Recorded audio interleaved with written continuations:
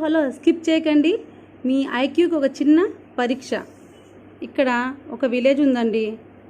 ఈ విలేజ్లో అందరూ నిజాలు మాత్రమే మాట్లాడతారు.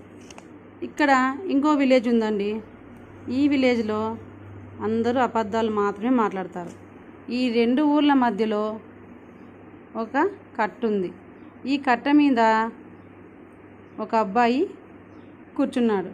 ఈ అబ్బాయి ఈ రెండు ఊర్లలో ఒక ఊరికి చెందిన అబ్బాయి అన్నమాట.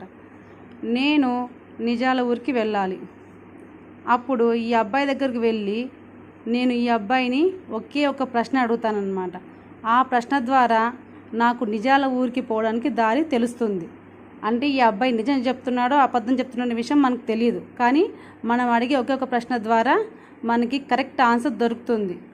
ఆ ఆన్సర్ ఏమనేది చెప్పిన మొదటి 5 మందికి నేను గిఫ్ట్ స్పాన్సర్ చేస్తానండోచ్.